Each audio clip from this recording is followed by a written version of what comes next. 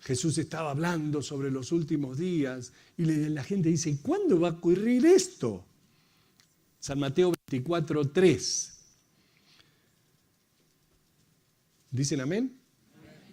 Y estando él sentado en el monte de los olivos, los discípulos se le acercaron aparte diciendo, dinos cuándo serán estas cosas y qué señal habrá de tu venida y del fin del siglo. Respondiendo Jesús les dijo, presten atención si nunca han leído esto, si lo han ojeado nada más, presten atención. Mirad que nadie os engañe, porque vendrán muchos en mi nombre diciendo yo soy el Cristo y a muchos engañarán. Y oiréis de guerras y rumores de guerras. ¿Hemos oído de guerras y rumores de guerra? Mirad que no os turbéis, porque es necesario que todo esto acontezca, pero aún no es el fin. Porque se levantará nación contra nación y reino contra reino, y habrá pestes y hambres y terremotos en diferentes lugares. ¡Wow! ¡Qué noticia!, ¿no? Jesús nos avisaba de esto hace 2000 años atrás. Guerras, rumores de guerras, nación contra nación, pestes, hambres y terremotos en diferentes lugares. Y todo esto será principio de dolores. Entonces os entregarán a tribulación y os matarán, y será ahí, o sea, que a todo aquel que dice ser cristiano va a ser perseguido. Y os matarán y seréis aborrecidos de todas las gentes por causa de mi nombre. Bueno, en muchos países del mundo, cuando dices que eres cristiano, te matan. Ve ahora a esos países, ve a Irak, en ciertas regiones de Irak, a Irán. A ver, y di, soy cristiano, aleluya. Te cortan la cabeza. Dice, y unos a otros se aborrecerán.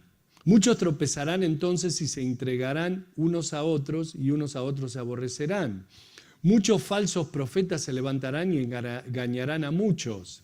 Y por haberse multiplicado la maldad, el amor de muchos se enfriará. Yo digo que estamos viviendo en un tiempo donde el amor verdadero está congelado, no se ha enfriado. ¿No les parece a ustedes? Mas el que persevere hasta el fin, este será salvo. Y será predicado este evangelio del reino en todo el mundo para testimonio a todas las naciones y entonces vendrá el fin. Este evangelio se está predicando en todo el mundo. Es más, creo que a los colosenses Pablo le dice 30 años después de que Jesús había muerto, Pablo le dice que ya el evangelio ha llegado a todas partes, a todo el mundo. Y no tenía internet, no tenía Facebook ni Instagram.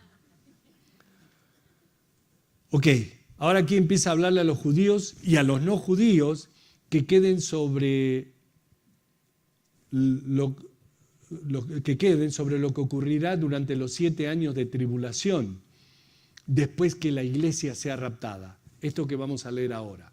Por tanto, cuando veáis en el lugar santo la abominación desoladora de que habló el profeta Daniel, el que le entienda.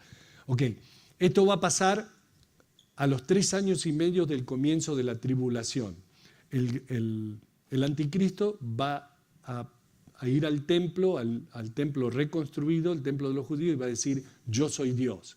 Eso va a traerlo, como dice aquí, la abominación desoladora que habló el profeta Daniel. Cuando estudiamos Daniel, leímos todo esto y vimos que Daniel escribió esto 500 y pico de años antes de que ocurriera. De que Jesús lo vuelva a repetir. Entonces dice, el que lee entienda. Entonces los que estén en Judea huyan a los montes, el que esté en la azotea no descienda para tomar algo de su casa, y el que esté en el campo no vuelva atrás para tomar su capa. Mas hay de las que estén encintas, de las que críen en aquellos días. Está hablando de aquellos que han quedado, que no han creído en Cristo Jesús y se han quedado. Mas hay de las que estén encintas. Dice, orad pues que vuestra huida no sea en invierno ni en día de reposo, porque habrá entonces gran tribulación. O sea, después de los primeros 3 años y medio de tribulación, viene la gran tribulación. Dice, porque habrá entonces gran tribulación, cual no la ha habido desde el principio del mundo hasta ahora, ni la habrá, si aquellos días no fuesen cortados, nadie sería salvo, mas por causa de los escogidos, aquellos días serán acortados. O sea que Dios sabe que en ese periodo de 7 años va a haber gente que va a aceptar a Jesús. Entonces, por esa gente, Dios va a cortar los días de gran tribulación.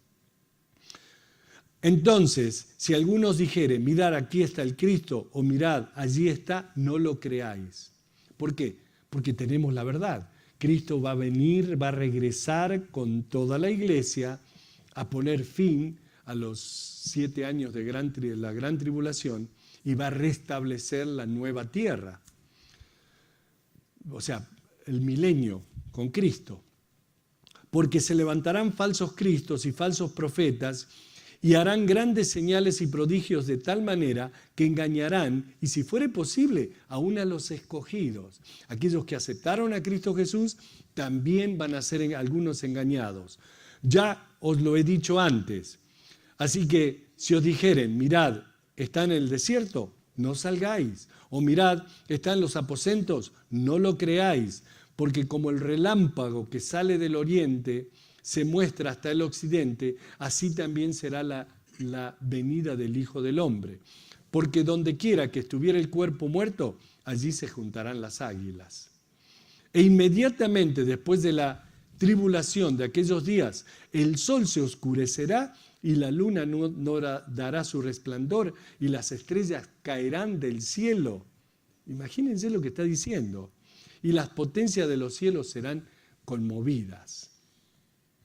Ok, esto que estamos leyendo va a ocurrir durante la gran tribulación, cuando la tierra sea juzgada.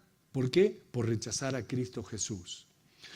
Versículo 30 dice, entonces aparecerá la señal del Hijo del Hombre en el cielo, y entonces lamentarán todas las tribus de la tierra, y verán al Hijo del Hombre viniendo sobre las nubes del cielo con poder y gran gloria. Ahí es cuando termina la gran tribulación.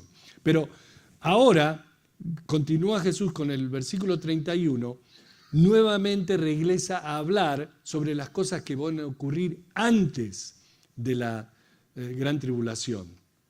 El versículo 31. Y enviará a sus ángeles con gran voz de trompeta y juntarán a sus escogidos de los 4 vientos desde un extremo del cielo hasta el otro. De la higuera aprended la parábola. Cuando ya su rama está tierna y brotan las hojas, sabéis que el verano está cerca. Pónganse las pilas, dice, ¿no? Así también vosotros, cuando veáis todas estas cosas, conoced que está cerca a las puertas. Esto me hace acordar a ese dicho que dice, si te digo que la burra es parda, es porque tengo los pelos en mi mano. Jesús dice, cuando vean que estas cosas ocurren, prepárense porque se viene el fin. El versículo 34, de cierto os digo que no pasará esta generación hasta que todo esto acontezca. Bueno, muchos creen que se refiere a esta generación después del regreso de Israel, del pueblo de Israel a la nación de Israel. Ustedes saben que Israel regresó a su tierra en el año 1948, o sea, después de la Segunda Guerra Mundial, cuando las Naciones Unidas les permitieron regresar a su tierra prometida y nuevamente Israel fue nación. Antes del año 1948, los judíos estuvieron desparramados por todo el mundo. No tenían una nación. Nacían en África, nacían en Sudamérica, nacían en Nueva York, nacían en Etiopía, nacían en todas partes, en Rusia, muchos. Entonces, muchos creen que esa generación que habla aquí, que no pasará esta generación hasta que todo esto acontezca, es contando la generación desde 1948 en adelante. Bueno, ¿cuántos años tenemos desde 1948? 69 años. ¿Cuánto tiempo es una generación? 70, 80, 90, ahora. O sea que yo creo que estamos viviendo esto que dice Jesús y que falta muy poco para que la iglesia sea arrebatada y que el mundo empiece en ese periodo de juicio de 7 años. Dice, el cielo y la tierra pasarán, pero mis palabras no pasarán. O sea que esto que estamos leyendo se va a cumplir porque Dios dijo que se va a cumplir. Pero el del día y la hora nadie sabe. Así que no me vengan que fulano dijo que va a ocurrir el 17 de septiembre o qué sé yo, o como lo decían los testigos de Jehová, ¿cuándo? En el año 1914 y después que ya había venido y no sé cuántas cosas. Mas como en los días de Noé, así será la venida del Hijo del Hombre. Porque como en los días antes del diluvio estaban comiendo, bebiendo, casándose y dando en casamiento, hasta el día en que Noé entró en el arca. Y no entendieron hasta que vino el diluvio y se los llevó a todos, así será también la venida del Hijo del Hombre. Jesús está diciendo aquí, hey, la gente va a estar viviendo la gran vida, como dice Ricky Martin, la vida loca, como estamos viviendo, y sí, todo está bien, casamiento de homosexuales y aborto, ya todo el mundo disfrutando, todo normal. Pero después va a llegar el día cuando el Señor, ¡pum!, desaparezca la iglesia y va a decir, too late, Charlie. Ahora ya es tarde. Pero va a haber algunos que se van a salvar, sabemos. Aquellos que reconozcan a Jesús y se arrepientan. Entonces, dice, estarán días 2 en el campo, el uno será tomado y el otro será dejado. Y eso va a pasar. Tú vas a estar trabajando y tú eres cristiano y le estás compartiendo al otro y te está diciendo, no, que yo todavía no, porque ustedes los cristianos, y ¡pum!, tú te vas y él se queda. Eso es lo que está diciendo. El uno será tomado y el otro será dejado. 2 mujeres estarán moliendo en un molino y una será tomada y la otra será dejada. Ese va a ser el rapto. Velad pues, porque no sabéis a qué hora ha de venir vuestro Señor. Pero sabed esto, que si el padre de familia supiere a qué hora el ladrón habría de venir, velaría y no dejaría minar su casa. Por tanto, también vosotros estad preparados, porque el Hijo del Hombre vendrá a la hora que no pensáis. ¡Wow! Hay que estar preparados. De acuerdo a lo que dice Jesús aquí, primero tienen que pasar todas estas cosas. La pregunta es, después de haber leído todo lo que leímos, ¿qué falta que pase de lo que acabamos de leer? Yo creo que lo único que estamos esperando para que el Señor se lleve la iglesia es el último no judío que se tiene que convertir, que Pablo nos describe aquí, donde dice hasta que haya entrado la plenitud de los gentiles. Porque todo lo que nos describe Jesús que tiene que ocurrir, ya ha estado ocurriendo por mucho tiempo. Y se ha intensificado mucho más en esta última semana. Dejemos en los últimos tiempos, en esta última semana. Ahora, de verdad, ¿no le gustaría saber quién es esa persona que estamos esperando que será el último en arrepentirse? Yo sí. ¿Saben qué les diría? Arrepentite. A vos te estamos esperando. Saben, estoy tan agradecido de que Dios me haya llamado y me haya escogido para ser parte de su reino eterno. Ni yo me la creo. Que esté aquí sirviendo como pastor. Yo no me hubiese elegido, conociéndome yo. Y los que me conocen de antes también pueden decir lo mismo. La bondad y la gracia que Dios ha mostrado, habiéndonos escogido en Cristo para ser herederos del reino de Dios. Tú, acuérdate lo que eras antes.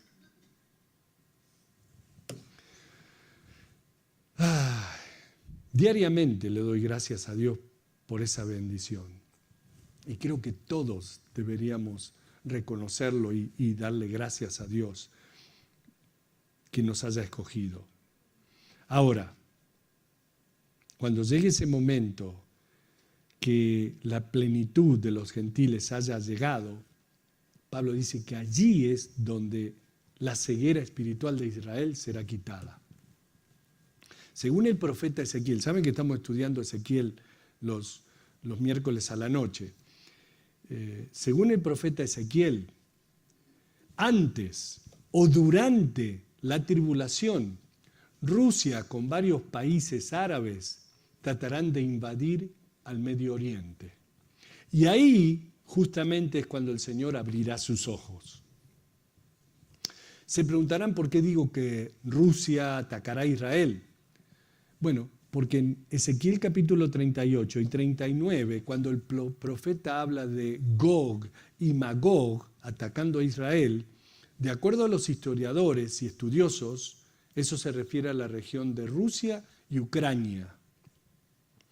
Cuando ese día llegue, cuando Israel sea atacada, la ceguera que Israel ha experimentado por siglos cesará y reconocerán a Jesús.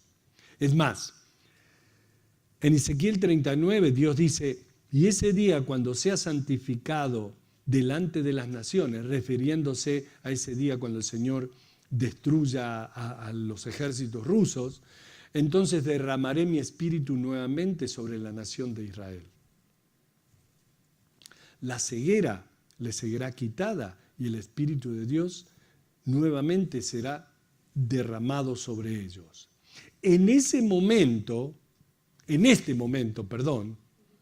Espíritu de Dios está siendo derramado sobre nosotros, sobre los gentiles. ¿Hasta cuándo? Hasta que la plenitud de los gentiles entre, vengan todos. Pero tan pronto como eso ocurra, Dios va a tratar con la nación de Israel. Pablo, en el versículo 25 de Romanos 11, dice, porque no quiero, hermanos, que ignoréis este ministerio, para que no seas arrogante en cuanto a vosotros mismos, que ha acontecido a Israel endurecimiento en parte, hasta que haya entrado la plenitud de los gentiles. Y luego todo Israel será salvo, como está escrito, vendrá de Sión el libertador, que apartará de Jacob la impiedad. Noten, y luego todo Israel será salvo, como está escrito, vendrá de Sión el libertador, que apartará de Jacob la impiedad. Jacob era el hijo de Isaac. De Jacob descienden todas las tribus de Israel. Israel tiene 12 tribus, 12 regiones, y de cada región era habitada por uno de los hijos de Jacob. A Jacob Dios le cambió el nombre a Israel. Jacob era un tramposo. Cuando lo llama Israel, significa gobernado por Dios. O sea que tuvo una pelea ahí Jacob con el ángel del Señor, hasta que Jacob fue vencido y le pidió a Dios que lo bendiga. Entonces ahí Jacob fue de tramposo a gobernado por Dios. Entonces por eso es que aquí dice, vendrá de Sión el libertador, que apartará de Jacob la impiedad. O sea, otra vez va a ser nuevamente gobernado por Dios. De manera que no debemos ser arrogantes por las bendiciones que Dios nos ha bendecido al darnos la oportunidad de venir a Él a través de Jesús y de haber tomado el lugar del pueblo judío. Pero cuando el número de gentiles que serán salvos durante la era de la iglesia, cuando el cuerpo de Cristo quede completo, entonces Dios nos arrebatará en el aire. I can't wait, dijo el gringo. Y ahí empezará ese periodo de la tribulación, de 7 años, 3 años y medio de tribulación y 3 años y medio de gran tribulación aquí en la tierra. El tiempo, Jeremías dice así, el tiempo de angustia para Jacob. cuán grande es aquel día, tanto que no hay otro semejante a él, tiempo de angustia para Jacob, pero de ella será librado. Eso está en Jeremías 37, capítulo 30, versículo 7. Al final de ese periodo vendrá el libertador y el remanente creyente entrará en su reino. En el versículo 26, Pablo dice, todo Israel será salvo. Ahora, eso no significa que hasta el último judío será salvo, no. Más bien significa que la nación de Israel en ese día será toda salva. Será una nación redimida, una nación regenerada. Versículo 27. Y este será mi pacto con ellos, cuando yo quite sus pecados. Así que en cuanto al evangelio, son enemigos por causa de vosotros, pero en cuanto a la elección, son amados por causa de los padres, porque irrevocables son los dones y el llamamiento de Dios. Este versículo me encanta a mí, créanme. Porque aquí nos dice que Dios no cambia.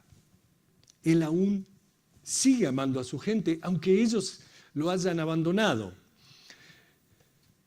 Y esto que leemos en el versículo 27, y este será mi pacto con ellos cuando yo quite sus pecados. Bueno, es el pacto prometido por Dios en Jeremías capítulo 31. Y Pablo lo recuerda como buen maestro que es. Recuerda, lo que está diciendo lo respalda con lo que ya está escrito. Así que vayan conmigo a Jeremías capítulo 31, versículo 31. Jeremías 31, capítulo 31, versículo 31. Y lo interesante es que Jeremías escribió esto cientos de años antes de que Jesús venga por primera vez, y hace 2000 años que Jesús vino, y todavía lo estamos esperando lo que dijo Jeremías aquí. Jeremías 31, 31. He aquí que vienen días, dice Jehová, en los cuales haré nuevo pacto con la casa de Israel y con la casa de Judá. No como el pacto que hice con sus padres el día que tomé su mano para sacarlos de la tierra de Egipto. ¿Recuerdan? Habían estado 400 y pico de años cautivos en Egipto y por medio de Moisés Dios los sacó.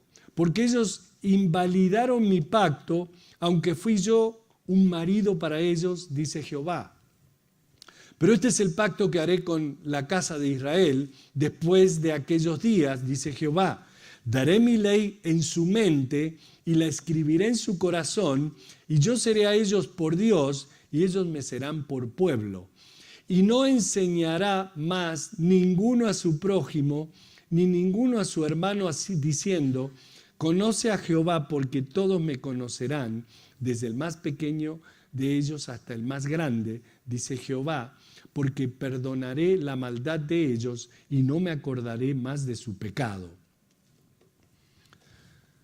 Este nuevo pacto se aplicará a Israel cuando Israel confíe en Cristo como su Redentor y se arrepienta de sus pecados.